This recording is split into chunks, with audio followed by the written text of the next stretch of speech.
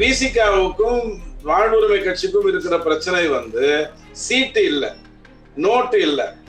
அதை எப்படி வேணாலும் கதை விட்டுட்டு ஏதோ ஒண்ணு பண்ணிக்கிட்டு ஏமாத்தி விட்டுருலாம். தாவேகாவும் பிஜேபியும் இணைந்திருந்தா ஸ்டாலின் ஐயா கொண்டாடி இருப்பாரு. என்னுடைய எதிரி எல்லாம் சங்கிகள், நான் மட்டும்தான் தமிழ்நாட்டின் காவலன் இருப்பாரு. நல்ல வேலையா தாவேகா அந்த கதைக்கெல்லாம் வரல. ஆனா டீ குடிக்கும் போது மோடிஜி கொஞ்சம் டீல நம்ம பையன், கொஞ்சம் மோடிஜி என் பையன், கொஞ்சம் பையன் அப்படின்னு எதுக்கு? இதையெல்லாம் தாண்டி மே 4ஆம் தேதி அன்னைக்கு ஒரு மூட்டை கடிச்சு 11 வருஷம் திமுக வர முடியாத அளவுக்கு தள்ளி விட போறோம் ஆண்டவன் சொல்றான்.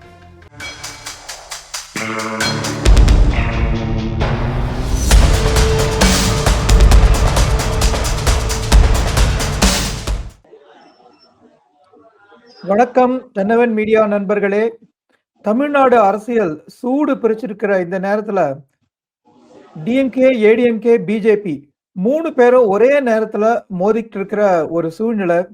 ஏன்னா இன்னைக்கு கூட திராவிட முன்னேற்ற கழக தலைவர் திரு ஸ்டாலின் அவர்கள் பிஜேபி தான் முதல் எதிர்ப்பு, தாவேகாலாம் பின்னாடிதான் அப்படிங்கிற மாதிரி ஒரு செயல்பாட்டையும் ஒரு கூற்றையும் அவர்கிட்ட புரிஞ்சுக்க முடியுது. ஸோ இந்த மாதிரி ஒரு பொலிட்டிக்கல் பேக்ரவுண்ட்ல ஏடிஎம்கே உண்மையாகவே கம்பேக் பண்ணுமா? இபிஎஸ் லீடர்ஷிப் ஸ்ட்ராங்கா இருக்கா? பிஜேபி அலையன்ஸ் ஸ்ட்ரென்த்தா இல்ல அது ஒரு லயபிலிட்டியா? இந்த மாதிரி எல்லா கேள்விகளுக்கும் நேரடியா ஓப்பனா பேச வரார்.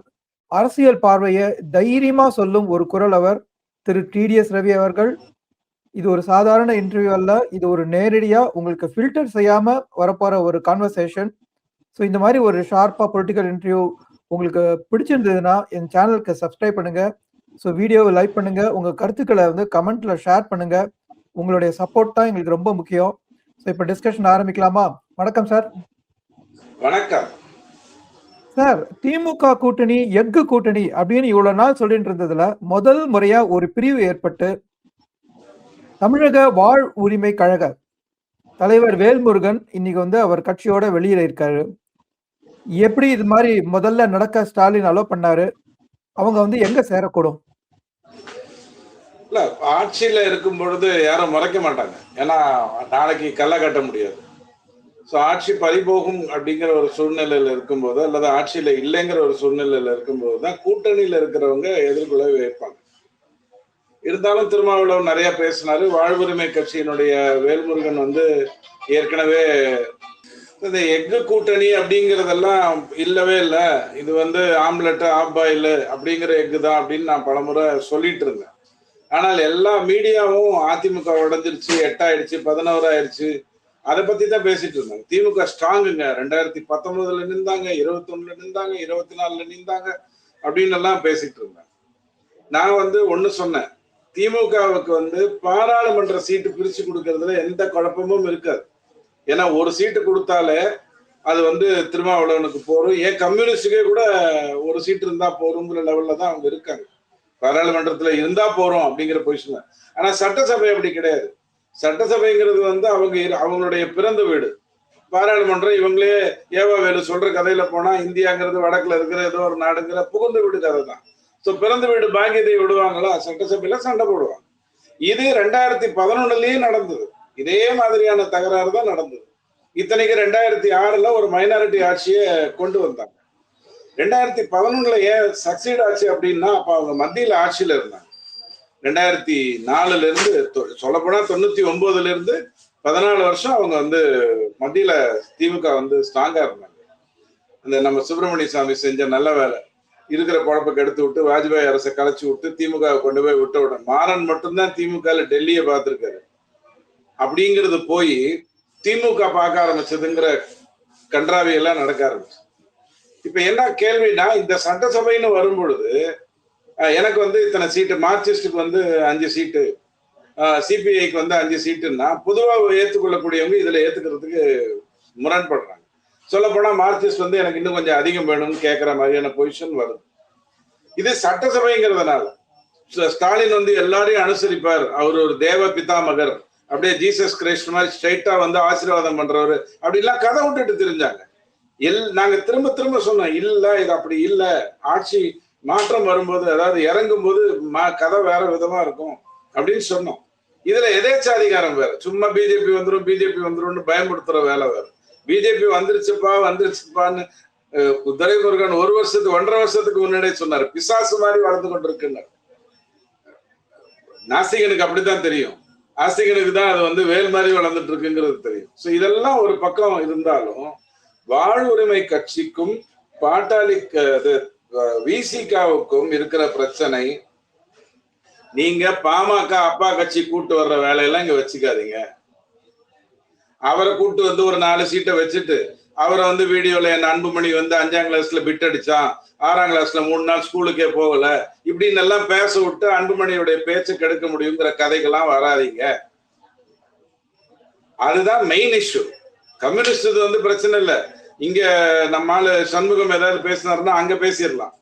அவங்க அங்கேருந்து பெங்காலில பேசுவாங்க, இவங்க உடனே ஓகே ஜி தேங்க்யூ ஜி அப்படின்ட்டு போயிட்டே இருப்பாங்க.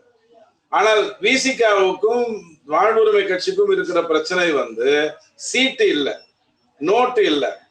அதை எப்படி வேணாலும் கதை விட்டுட்டு ஏதோ ஒண்ணு பண்ணிக்கின்னு ஏமாத்தி விட்டுடலாம். ஆனால் பிரச்சனை இந்த பாமக அப்பா கட்சியை வளர விடாதீங்க. பையன் வந்து பிஜேபியோட செட்டில் ஆயிட்டான், எனக்கு பிரச்சனை இல்லை. ஏன் எனக்கு பிரச்சனை இல்லைன்னா, பிஜேபி பத்தீங்களான்னு சொல்லியே பாமகவை நான் ட்ரிபிளைஸ் பண்ணிடுவேன், சிறுமைப்படுத்திடுவேன். ஆனா அப்பாவை இங்கே கொண்டு வந்தீங்கன்னா எனக்கு பிரச்சனை. நான் முடிஞ்சிருச்சுன்னு நினைச்சிட்டேன். பாமகவை பொறுத்த வரைக்கும் நான் முடிஞ்சு போச்சு, அவங்க பாஜகவோட போய் செட்டில் ஆயிட்டாங்க. இனி தமிழ்நாட்டில் நாங்க வழக்கம் போல மதசார்பின்மைன்னு கதையை பேசி IUMLோட கூட்டணி பேசிட்டு நாங்க வந்து மதசார்பிற்று இருந்துருவோம். போங்க, தீபாவளிக்கு வாழ்த்து சொல்லாம ஆனா ஓணத்துக்கு மட்டும் வாழ்த்து சொல்லிட்டு இஃப்தார் பார்ட்டியில போய் தொப்பியை போட்டுக்கிட்டு இந்த கதையெல்லாம் நாங்க பண்ணுவோம். அன்புமணியை பற்றி எங்களுக்கு கவலை இல்லை. ஏன்? அவர் பிஜேபி பக்கம் போயிட்டார். ஆனால் ராமதாஸை கொண்டு வருகின்ற வேலையை செய்தீர்கள் என்று சொன்னால் வாழ்வுரிமை கட்சி வேல்முருகனுக்கு பிரச்சனை. ஏன்னா அவங்க அடிதடியில் தான் வளர்ந்துருக்காங்க. உதாரணத்துக்காக சொல்றேன், மமதாக்கும் காங்கிரஸுக்கும் கொல்கட்டாலேயே ஒத்து வர மாட்டேங்குது. எல்லாம் ஒரே கும்பல்ல உட்கார்ந்துக்கிட்டு தப்பு பண்ணிட்டு இருந்த கேஸ் தானே. அப்ப மமதா வெளில வந்து கட்சி ஆரம்பிச்ச உடனே அந்த காங்கிரஸுக்கும் அந்த மமதா கொல்கட்டால ராகுல மமதா ஏத்துக்கலைங்கிறது வந்து மமதாக்கு இருக்கக்கூடிய 4-5 புத்திசாலித்தனத்துல ஒண்ணுங்கிறது வச்சுக்கோங்க, அது வேற விஷயம். ஆனா அங்க ஏன் பிரச்சனை வருதுன்னா, இது உள்ள இருந்து வந்த கேஸ். காங்கிரஸ்ல இருந்துதான் மமதா வெளில வர்றாங்க, கட்சியை தொடங்குறாங்க. அப்ப ஆட்டோமேட்டிக்கா அவங்க வந்து ரூல் அவுட் பண்ணிடுறாங்க. இங்க எப்படி எம்ஜிஆர் கருணாநிதிங்கிற ஒரு இஷ்யூ வந்து திமுக அதிமுக இருந்ததோ அது அங்கேயும் இருக்கு. அப்போ வாழ்வுரிமை கட்சிக்கு அதே பிரச்சனை. அவங்க பாமக இருந்து வெளில வந்தவர். அப்ப அவர் எப்படி அவங்க அப்பா ஒத்துப்பாரு? மெயின் பில்லனே அவரை பொறுத்த வரைக்கும் நம்பியாரே அவரு தானே.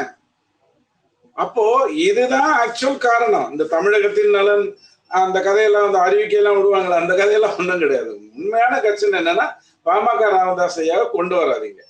ஸ்டாலின் ஐயாவுக்கு என்னன்னா, எங்கேயோ யார்கிட்டயோ போய் லூஸ் மோகன் ரசிகர் மன்றம், இவரு நம்ம குமரிமுத்து ரசிகர் மன்றத்துல எல்லாம் கூட கூப்பிட்டு என்ன இருக்கீங்களா, நல்லா இருக்கீங்களா, எவ்வளவு ஒரு 350 பேர் இருக்காங்களா, எல்லாரும் நமக்கு ஓட்டு போட்டுருவாங்கல்ல, ஒரு 3 லட்சம் ரூபாய் போருமா அப்படின்னு கேட்டுட்டு கெஞ்சி எங்கெல்லாம் 100 ரூபாய் இருக்காங்களோ, 100 பேர் இருக்காங்களோ அவங்களெல்லாம் கூட்டு உள்ள வச்சு ஒரு செட்டில்மெண்ட் பண்ணணுங்கிற பொசிஷன்ல அவர் இருக்காரு. எப்படி லம்பா கிட்டத்தட்ட 1 வருஷத்துக்கு முன்னாடி திட்டமிட்டார். பாமக வந்து பிரச்சனை ஏற்படுத்தணும், அங்க ஒரு 4 பேர் இருக்காங்க, இதுக்குன்னே பிரச்சனை இருக்காங்க. அவர் ராமதாஸ் ஐயா எந்திரிச்சு போகும்போது சீட்டுக்கு அடியில போன் ஒண்ணு வச்சிருவாங்க, வச்சுட்டு அன்புமணி வச்சுட்டு போயிட்டார் அப்படின்னுவாங்க. இந்த மாதிரி வேலையெல்லாம் பண்றதுக்குன்னா ஒரு 4 பேர் இருந்து 1 வருஷமா அது நடந்துகிட்டு இருக்குது. அப்போ அவருக்கு ஸ்டாலின் ஐயாவுக்கு அது ஒரு பெரிய இழப்பு. சோ இஷ்யூ அதுதான், நம்பர் 1 இஷ்யூ. பாமக உள்ள வரக்கூடாது அப்படின்னு இவங்க சொல்றாங்க. எல்லாரையும் வர விடுங்க தயவு செஞ்சு. நான் ஆந்திரால இருந்து கூட போய் பிரம்மானந்தாவுடைய ரசிகர் மன்றத்துல கூட தமிழ்நாட்டுல யாராவது இருந்தா உள்ள கூட்டு வர்ற பொசிஷன்ல ரொம்ப கேவலமான ஒரு நிலைமையில நான் இருக்கிறேன் அப்படின்னு சொல்லாம சொல்ற விஷயம் தான் இது. நம்பர் 1. 2வது, 6 சீட்டு போன வாட்டி கொடுத்தீங்க, அது அதுக்கு முன்னாடியை விட கம்மி. கேட்டா பிஜேபி வந்துடும் சொன்னீங்க, ரொம்ப சந்தோஷம்.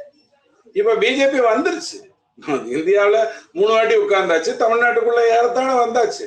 இப்ப போய் உட்காந்துக்கிட்டு 6 வேணா 5 வச்சுக்கோ, ஏன்னா தேமுதிக உள்ள வருது, அவங்களுக்கு 8 கொடுப்பேன்னா தேமுதிக 8 கொடுத்தா இந்த லைசன்ஸ் வாங்குறதுக்கு 8 போடுவாங்களே, அந்த மாதிரிதான் போட முடியும் அவங்களால.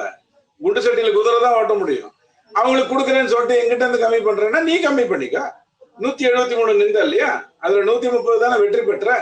உன் ட்ராக் ரெக்கார்டு ஒண்ணு என்னை விட பெருசு இல்லையே.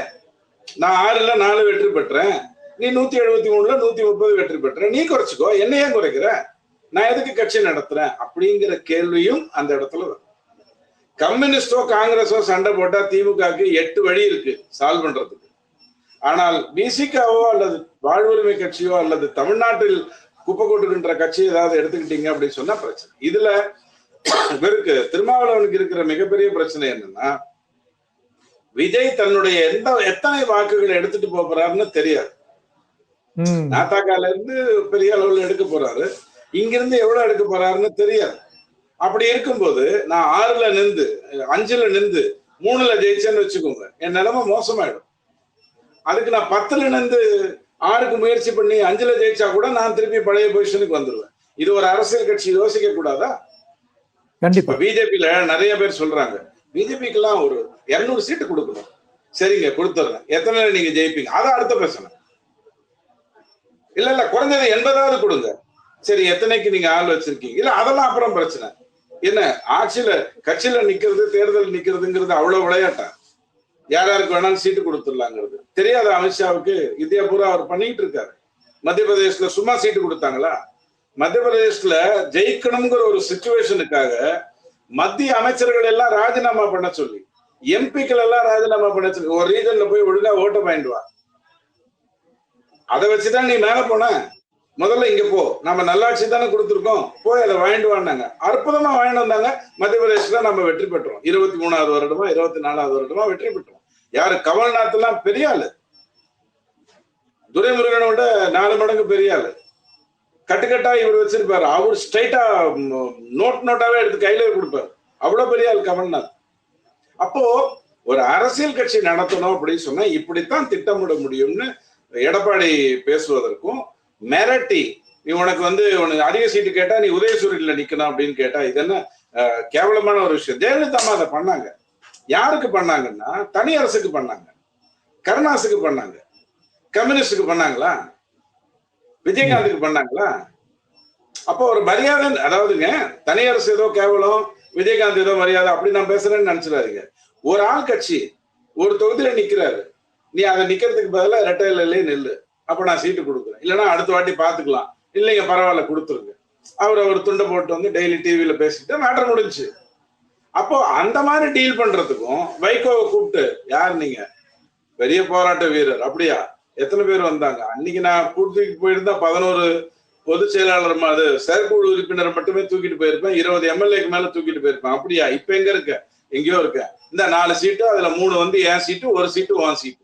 இப்படி ஒரு எதேச்சா அதிகாரம் பண்ற அளவுக்கு இந்த ராஜராஜ சோழன் பெரிய ஆட்சி அமைச்சுட்டாரா? அப்படியே உலகமே இவருக்கு ஓட்டு போடுறதுக்காக காத்துக்கிட்டு இருக்கா? அங்க இருக்கிறவனுக்கு தெரியாதா? இன்னொரு பிரச்சனை இருக்கு ஸ்டாலின் ஐயாவுக்கு. இப்ப இவங்க கிட்ட எல்லாம் போய் பிஜேபி வந்துரும் சொல்லி சீட்டு குறைக்க சொல்றாரா? திமுக போய் சொல்லலாம் இல்லையா? 173ல லாஸ்ட் டைம் நின்றோம், நம்ம வாழ்க்கையில 230 நாள் நிக்க போறது இல்ல, அந்த அம்மா எப்போ நின்று சாதிச்சுட்டு போயிடுச்சு, இன்ப நிதி காலத்துல கூட அது நடக்க போறது இல்ல, நம்ம கூட்டணி பல்லக்க தொகுதிகளை வச்சுதான் ஜெயிக்க போறோம்.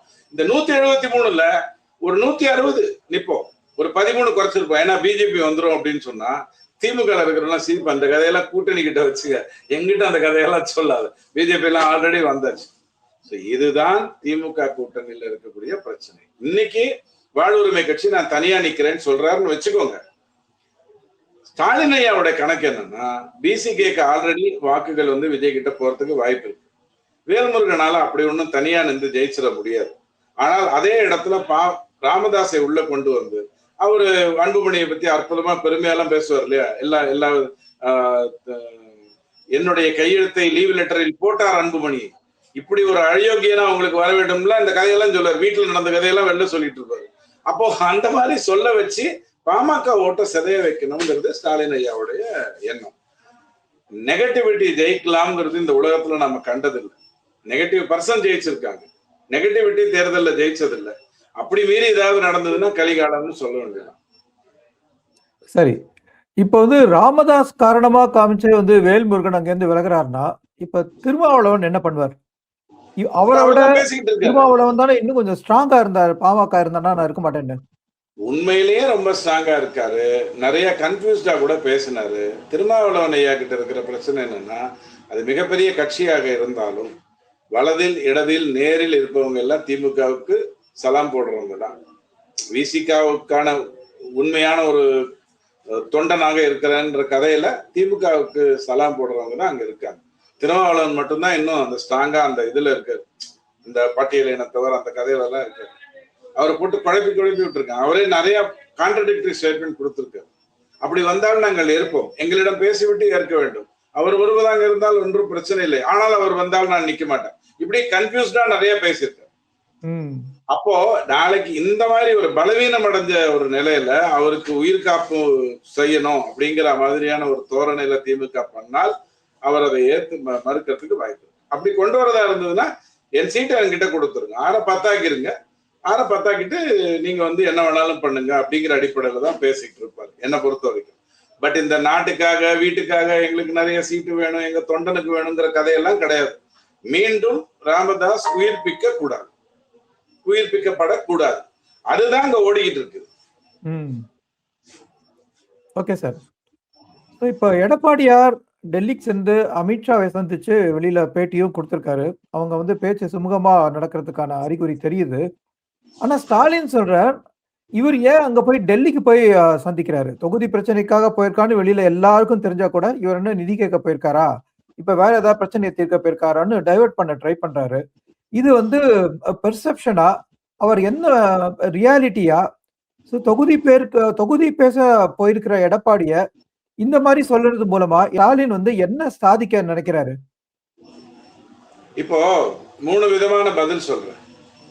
ஒண்ணு, எல்லாரும் ஏன் திமுக அண்ணா அறிவாலயத்துக்கு சென்னைக்கு வரணும்? இது கும்மிடிப்பூண்டி தாண்டாத கட்சி. திமுக கும்மிடிப்பூண்டி தாண்டாத ஒரு கட்சி. அந்தந்த மாவட்டத்திலேயே பேசி முடிக்கலாங்க. எதுக்கு எல்லாரும் அறிவாலயத்துக்கு வர்றாங்க? ஏன்னா ஸ்டாலின் ஐயாவுக்கு நிறைய வேலை இருக்கு, உதயநிதி ஐயாவுக்கு நிறைய வேலை இருக்கு, கனிமொழியை இன்டர்வியூ பண்ணணும், அவங்களுக்கு சீட்டு கொடுக்கறதாங்கிறது அந்த கேள்வி கேட்டு அவங்க சொல்ற பதிலை வைத்து அவங்களுக்கு கொடுக்கணும், அவ்வளவு நிர்பந்தம் இருக்கு, சும்மா கொடுத்துட மாட்டாங்க. இத்தனை வேலை உங்களுக்கு இருக்குங்கிறதுனால வர சொல்றாங்க. கூட்டணி அறிவிக்கிறதுக்கு அமித்ஷா இங்க வந்தாரு.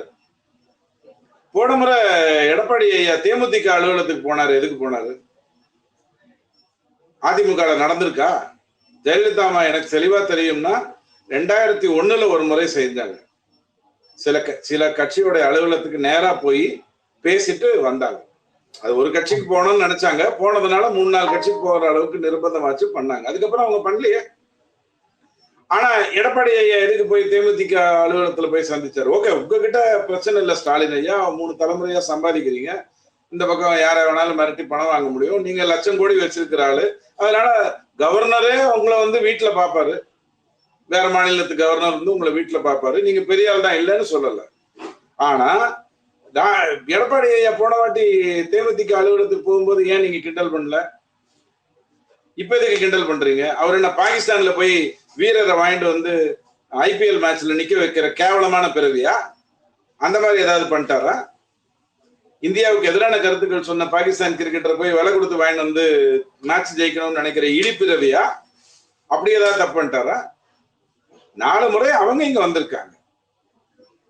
தொகுதி உடன்பாடு கூட்டணி நடக்கணும்னு போது அமித்ஷா காலையில வந்துட்டு சாயங்காலம் வரைக்கும் இருந்து சாதிச்சுட்டு போனார். ஏன்னா இந்த இடத்துல திமுக எல்லாரையும் குளறுபடி பண்ணி குழப்புது.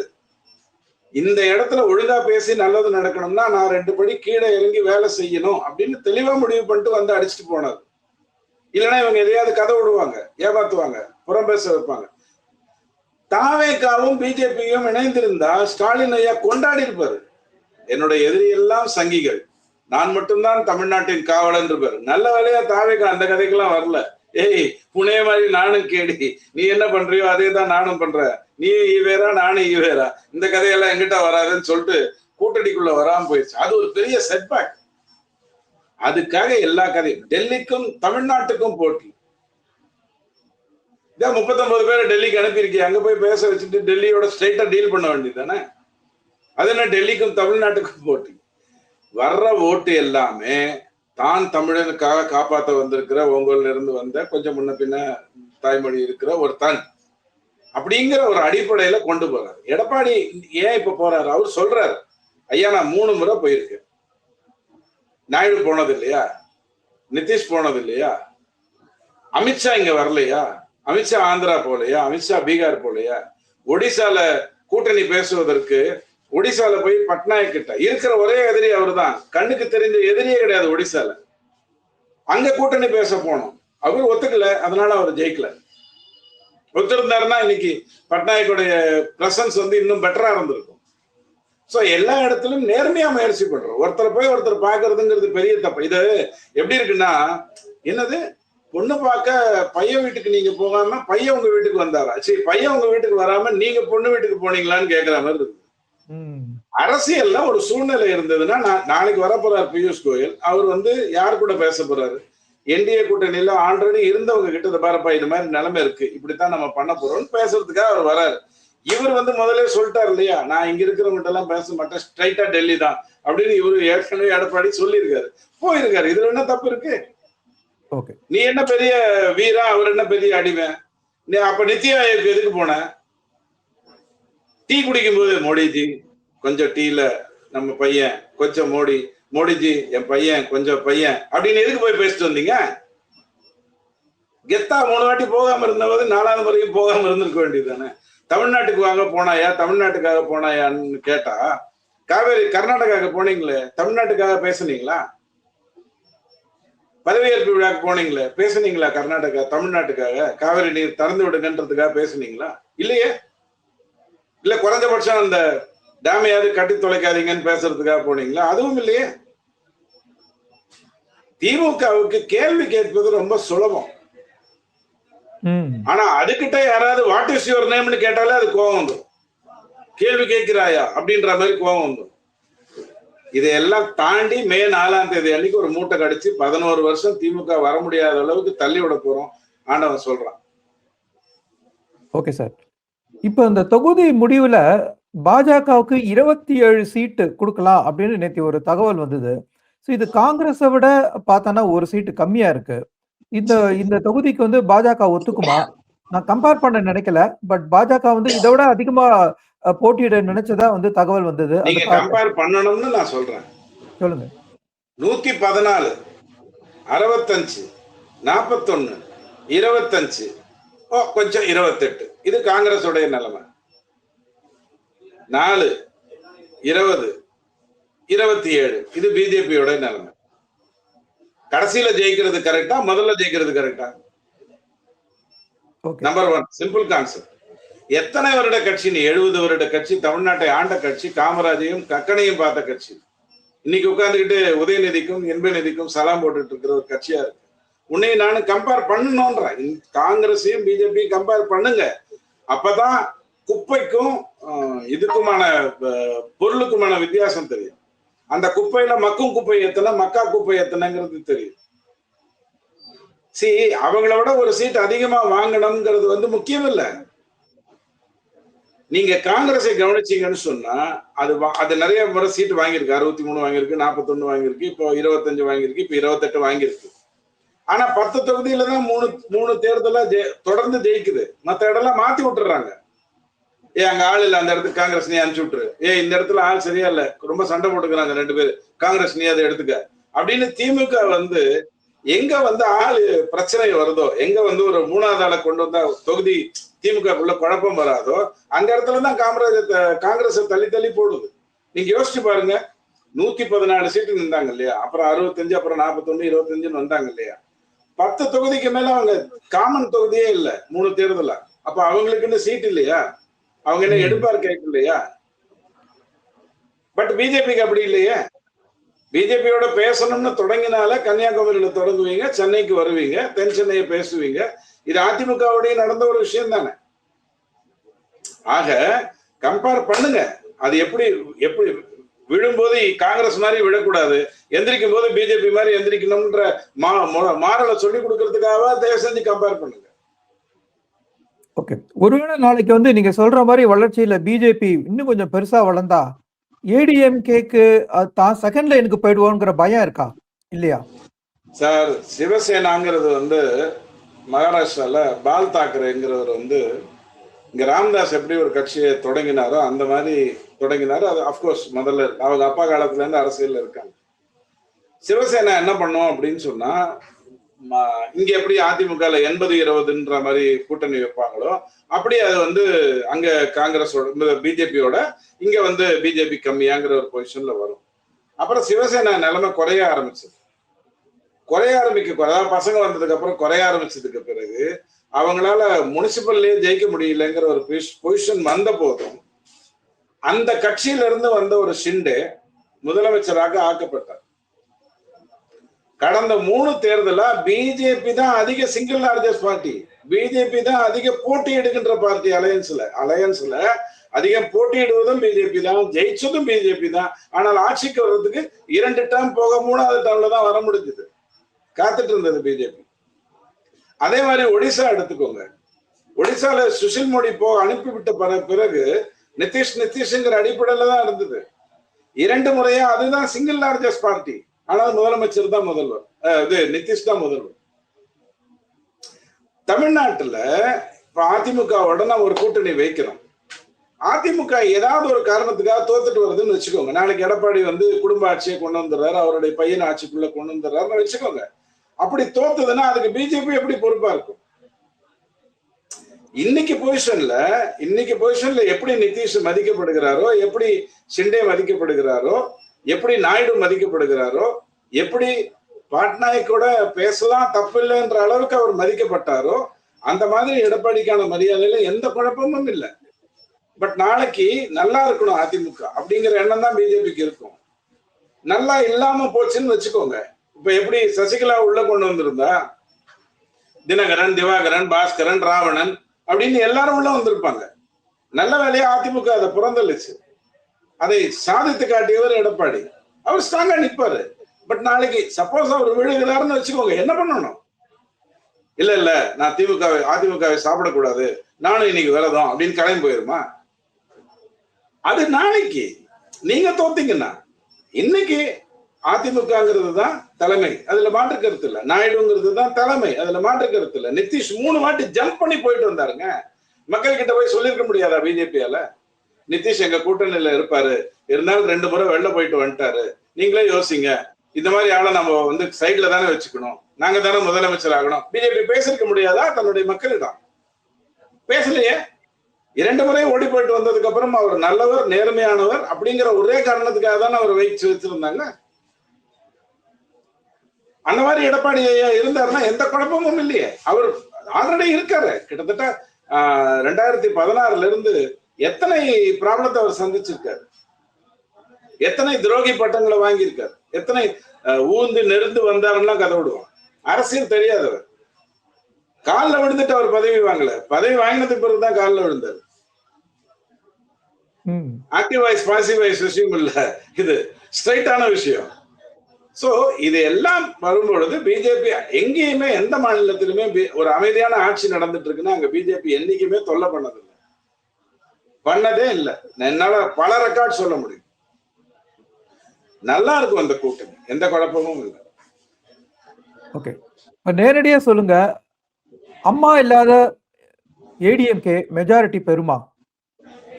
பாருங்க, அம்மாவே மெஜாரிட்டி பெறாம இருந்திருக்காங்க.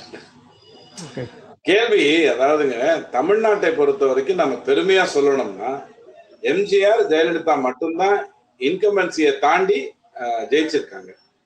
திமுக தொடர்ந்து இன்கம்பன்சில தோத்துருக்கு. பெருமையான ஒரு விஷயம். மாத்தி ஓட்டு போடுற கேரளா இல்ல தமிழ்நாடு.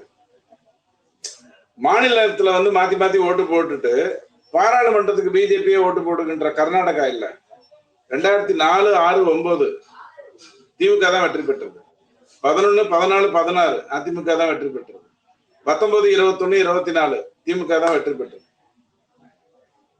கரெக்டா ஓட்டு போடக்கூடிய அறிவு உள்ளவங்க. 2024 ஒரு பிரிஞ்சு போகாம இருந்திருந்தா திமுகவால இந்த அளவுக்கு எந்திரிச்சிருக்க முடியாது. இப்ப அழகா அது எப்படி வளர்ந்துருச்சுன்னா, தமிழை வளர்க்கிறேன்னு சொல்லிட்டு அது எப்படி வளர்ந்துருச்சுன்னா, ஒரு 13 பேர்கிட்டையும் ஸ்டாலின் குடும்பத்திட்டையும் மட்டும் 1,00,000 கோடி இருக்கு. 13 பேர் தான் குடிநீல மன்னர்கள். 1,00,000 கோடி தமிழை வளர்க்கிறேங்கிற கதையில. ஆனா அதிமுக அப்படி இல்ல. அவங்க வாரிசை வளர்க்கல, குடும்ப அரசியல கொண்டு வரல. சோ அடுத்தது இன்னொருத்தர் எமர்ஜ் ஆவார். அப்படித்தான் எடப்பாடி வந்திருக்காரு. சோ ஜெயலலிதாவால, நீங்க எம்ஜிஆர் மாதிரி ஜெயலலிதா வர முடியுமான்னு கேட்டிருந்தாங்க. 89ல ஜெயலலிதா வந்த போது அதிமுக ஒண்ணு அப்படியே ஆர்ப்பரித்து கொண்டு வாங்க ஜெயலலிதா நீங்க தான் வரணும்னு சொல்லவே இல்லையே. 89ல 27 சீட்டை ஜெயிச்சு சட்டசபைக்குள்ள போய் திமுக தப்பு பண்ணி அதன் மூலமா ஆக்ரோஷப்பட்டு மேல வந்ததுக்கு அப்புறம் தானே ஜெயலலிதாவே ஒத்துக்குச்சு. உடனே 10 தோல்வி பழனிசாமி தேசம் சொல்லாதீங்க. அதெல்லாம் அந்த பச்சவந்தி இப்ப திமுக போய் சரணடைஞ்சாங்க பாருங்க, அவங்க பேச வேண்டிய விஷயம். ஜெயலலிதா அம்மா 10 தேர்தல் தோர்த்திருக்காங்க. 2004, 6, 9 அதுக்குள்ள நடந்த உள்ளாட்சி தேர்தல் எல்லாம் கவுண்ட் பண்ணீங்கன்னா அவங்க 3 தேர்தல நிக்கல, தோத்துருக்காங்க. What Edappadi did is what Jayalalithaa did. நான் கம்பேர் பண்ணல, நீங்க சொன்னதுனால நான் சொல்றேன். You Khan compare to. 2 பேரும் எப்படி கம்பேர் பண்றது? நேத்துக்கு வாங்கின கேரட்டி இன்னைக்கு வாங்கின கேரட்டியுமே உங்களால கம்பேர் பண்ண முடியாது, தனித்தனியா சமைப்பீங்க. நேத்துக்கு வாங்கின பாலி இன்னைக்கு வாங்கின பாலியே உங்களால ஒன்றா சேர்த்து சமைக்க முடியாது. Don't compare. நான் பண்ணல. But come back to this question. Karunanidhi ஐயா 14 தொகுதியில 14 தேர்தலில் தொடர்ந்து தோத்து போயிருக்காரு. விமர்சிக்கணும்னா எப்படி வேணாலும் விமர்சிச்சிடுறதா? ஆக அதிமுகவை பொறுத்த வரைக்கும் you have a strong leader. அவர் தப்பு பண்ணால் வருத்தப்படுவார், அது மட்டும் நான் சொல்லிடுறேன். ஏன்னா ஜோதிமணியோ தங்கமணியோ மற்றவங்களும் பிஜேபியோட ஒரு நெருக்கத்துல இருக்காங்க அப்படின்னு சொன்னால் கண்டிப்பா they will try to utilize. இப்ப பாண்டிச்சேரியில வந்து ஓகே ஓகே இப்ப பாண்டிச்சேரியில என்ஆர் காங்கிரஸ் எல்ஜேகே 2 மாசம் சேர்ந்து வந்து பிஜேபியோட கூட்டணி முடிஞ்சிருக்கு அப்படின்னு தகவல் வருது. அதை பத்தி என்ன நினைக்கிறீங்க? பாண்டிச்சேரியை பொறுத்த வரைக்கும் சார், அதுக்கு வந்து சென்ட்ரல் நம்பித்தான் நம்ம இருக்கோங்கிறது நல்லா தெரியும். காங்கிரஸ் ஆட்சி செய்த ஒரு மாநிலம் எப்படி இருக்கும் யோசிச்சு. அதாவது நான் சொல்றது இந்த பீரியட்ல, அதாவது after Kamaraj and other things. Issue என்னன்னா, பாண்டிச்சேரியை பொறுத்த வரைக்கும் ரங்கசாமிக்குன்னு ஒரு கிரெடிட்டபிலிட்டி இருக்கு. அவருடைய சொந்தக்காரர் தான் நமச்சிவாயம். என்ஆர் காங்கிரஸை பொறுத்த வரைக்கும் அவருக்கு தனிப்பட்ட முறையில ஒரு மரியாதை இருக்கு. அவர் கட்சியில நிறைய பேர் வந்து பிஜேபியை சார்ந்தவங்க தான் இருக்காங்க. அவருடைய சொந்தக்காரர் தான் நம்ம நமச்சிவாயம், பிஜேபியில இருக்கிறது எல்லாமே. சோ பாண்டிச்சேரி தமிழ்நாடு மாதிரி இல்ல, இந்தியா ஏதோ வடக்குல இருக்கிற ஒரு தேசம்னு நினைக்கிற ஒரு இடம் இல்லை. அது கண்டிப்பா இந்தியானா எங்க இருக்குன்னு தெரியும், மத்திய அரசுனா என்னன்னு தெரியும். சோ அங்க டபுள் இன்ஜின் சர்க்காருங்கிறது முக்கியம்னு தெரியும். ஆனால் புஷி ஆனந்தோடு எனக்கு தெரிஞ்சு அங்க இருக்கக்கூடிய மந்திரிகள், சில பேர்லாம் கூட சொல்ல முடியும், மந்திரிகள் ரங்கசாமி ஐயா எல்லாருமே புஷி ஆனந்தோட இணைந்திருந்து தாவேகாவோட போகலாம்ங்கிற ஒரு எண்ணம் கூட அவங்களுக்கு இருந்தது. குறைந்தபட்சம் அவங்கள பகச்சிக்க வேண்டாம். ஏன்னா புஷி ஆனந்தோட ஸ்ட்ராங் பாயிண்ட் வந்து பாண்டிச்சேரி இருந்தது. பட் நாடுன்னு வரும்போது they have stood with BJP. நேத்தி கொஞ்சம் சில விஷயங்கள அவர் வந்து இதெல்லாம் நான் ஒத்துக்க மாட்டேன் அப்படிங்கிறாரு ரங்கசாமி ஐயா. ரங்கசாமி ஐயாவை பொறுத்த வரைக்கும் நான் உங்களுக்கு ஒரு இது சொல்றேன். செக்ரட்டேரியட்ல போய் அவரை பார்க்கணும்னா உங்களுக்கு 1000 பிரச்சனை இருக்கும். சாயங்காலம் 6 மணிக்கு மார்க்கெட்டுக்கு வந்தீங்கன்னா அங்க வந்து பானிபூரி சாப்பிட்டுன்னு இருப்பார், இல்லைன்னா டீ குடிச்சுன்னு இருப்பார். அங்க போய் பார்த்துடலாம். என்ன அங்க நீங்க அரசியல் பேச முடியாது. அந்த மாதிரி ஒரு கேரக்டர், ரொம்ப சிம்பிளான ஒரு மனுஷன். பட் இப்ப அவருக்கு வந்து எந்த ஒரு இதுவும் பிரச்சனையும் இல்லையே, அவருக்கு ஒன்றும் மடியில கனம் இல்லை. அப்ப ஆட்டோமேட்டிக்கா இஸ் செட்டில்டு வித் பிஜேபி. அவர் ஒண்ணு நினைச்சாரு, இங்க வந்து தமிழ்நாட்டுல ஒரு மாதிரியும் பாண்டிச்சேரியில ஒரு மாதிரியும் பிஹேவ் பண்ணலாம்னு தான் நினைச்சாரு. பட் தாவேகாவோட எப்படி பேசுறதுன்னே புரியல. இந்த செய்கை பாஷையில எல்லாம் பேசலாமான்னா கூட அதுக்குமே கூட யாராவது எதிர்க்க நிக்கணும் இல்ல, அப்பதானே நாம என்ன பேசணும்னு அவனுக்கு புரியுங்கிற மாதிரி இருக்கு. So he has come out of that. பாண்டிச்சேரியுடைய வளர்ச்சி டபுள் இன்ஜின்ல இல்ல, ட்ரிபிள் இன்ஜின்லயும் வரணுங்கிற ஒரு பொசிஷன் தான் இருக்கு. அங்க மட்டும் ஒரு விஷயம் சொல்றேன், நமச்சிவாயமால கொஞ்சம் பிஜேபி ஆல்ரெடி அங்க கரைஞ்சு போனதுங்கிறது உண்மை. உள்ள அந்த அந்த இதுக்குள்ள அந்த பாடிக்குள்ள போய் பூந்துருச்சுங்கிறது உண்மை. ஆவியா பூர்ல ஆன்மாவா பூர்ந்துருக்குங்கிறது உண்மை, அதுல எந்த மாற்று கருத்தும் கிடையாது. பட் அங்க நீங்க லோக்கல் பர்சனை வச்சுதான் பண்ண முடியும்.